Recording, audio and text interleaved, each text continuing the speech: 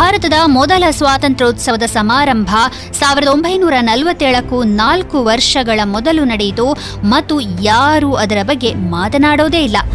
ಹೆಚ್ಚಿನ ಭಾರತೀಯರು ಸ್ವಾತಂತ್ರ್ಯದ ಕ್ಷಣವು 1947ರ ಆಗಸ್ಟ್ 15ರಂದು ಭಾಷಣಗಳು ಮತ್ತು ಸಭ್ಯ ಹಸ್ತಲಾಘವಗಳೊಂದಿಗೆ ಸಂಭವಿಸಿತು ಎಂದು ನಂಬುತ್ತಾ ಬೆಳೆಯುತ್ತಾರೆ.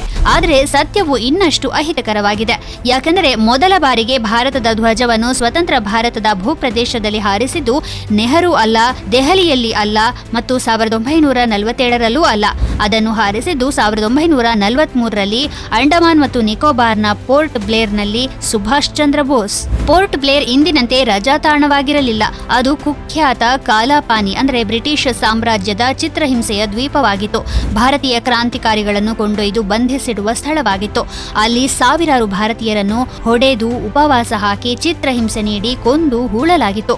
ಬ್ರಿಟಿಷರು ಭಾರತದ ಚೈತನ್ಯವನ್ನು ಶಾಶ್ವತವಾಗಿ ಪುಡಿ ಮಾಡಲು ಆ ದ್ವೀಪವನ್ನು ಬಳಸಿಕೊಂಡರು.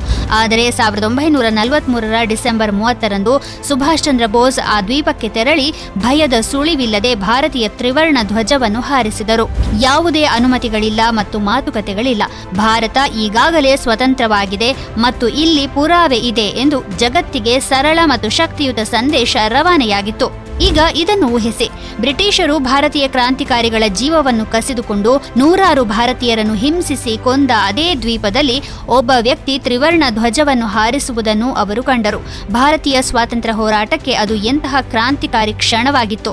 ಆದರೆ ದುರದೃಷ್ಟವಶಾತ್ ನಮಗೆ ಅದರ ಬಗ್ಗೆ ಎಂದಿಗೂ ಕಲಿಸಲಾಗಿಲ್ಲ. ಸುಭಾಷ್ ಚಂದ್ರ ಬೋಸ್ ಸ್ವಾತಂತ್ರ್ಯವನ್ನು ಕೇಳಲಿಲ್ಲ ಅಥವಾ ಬೇಡಲಿಲ್ಲ. ಬ್ರಿಟಿಷರು ಉದಾರ ಭಾವನೆ ಹೊಂದಿ ನಮಗೆ ಸ್ವಾತಂತ್ರ್ಯ ನೀಡುವವರೆಗೆ ಅವರು ಕಾಯಲಿಲ್ಲ. ಅದನ್ನು ಅವರೇ ಘೋಷಿಸಿಕೊಂಡರು.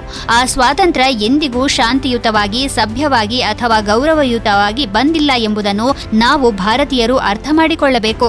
ಸುಭಾಷ್ ಚಂದ್ರ ಬೋಸ್ ಅವರು ಆಜಾದ್ ಹಿಂದ್ ಸರ್ಕಾರ ಎಂದು ಕರೆಯಲ್ಪಡುವ ಸಂಪೂರ್ಣ ಸರ್ಕಾರವನ್ನು ನಿರ್ಮಿಸಬೇಕಾಗಿತ್ತು. ಅವರು ಭಾರತೀಯ ರಾಷ್ಟ್ರೀಯ ಸೇನೆ ಎಂದು ಕರೆಯಲ್ಪಡುವ ಸಂಪೂರ್ಣ ಸೈನ್ಯವನ್ನು ನಿರ್ಮಿಸಬೇಕಾಗಿತ್ತು. ಅದಕ್ಕಾಗಿ ಅವರು ಬಲವಾದ ರಾಜತಾಂತ್ರಿಕ ಉಪಸ್ಥಿತಿಯನ್ನು ಸ್ಥಾಪಿಸಲು ಪ್ರಪಂಚದಾದ್ಯಂತ ಪ್ರಯಾಣಿಸಿದರು ಮತ್ತು ಇದು ಭಾರತೀಯ ಸ್ವಾತಂತ್ರ್ಯ ಹೋರಾಟಕ್ಕೆ ಅವರ ಕೊಡುಗೆಯ 10% ಕೂಡ ಅಲ್ಲ, ಅವರು ಇನ್ನೂ ಹೆಚ್ಚಿನದನ್ನು ಮಾಡಿದ್ದಾರೆ. ಸುಭಾಷ್ ಚಂದ್ರ ಬೋಸ್ ನಮಗೆ ಒಂದು ವಿಷಯವನ್ನು ಕಲಿಸಿದ್ದಾರೆ ಮತ್ತು ದುರದೃಷ್ಟವಶಾತ್ ಇದನ್ನು ನಮ್ಮ ಇತಿಹಾಸ ಪುಸ್ತಕಗಳಿಂದ ಉದ್ದೇಶಪೂರ್ವಕವಾಗಿ ಅಳಿಸಿಹಾಕಲಾಗಿದೆ. ಅದೇನೆಂದರೆ, ಸ್ವಾತಂತ್ರ್ಯ ಎಂದಿಗೂ ನೀಡಲ್ಪಡುವುದಿಲ್ಲ, ಸ್ವಾತಂತ್ರ್ಯವನ್ನು ಕಸಿದುಕೊಳ್ಳಲಾಗುತ್ತದೆ.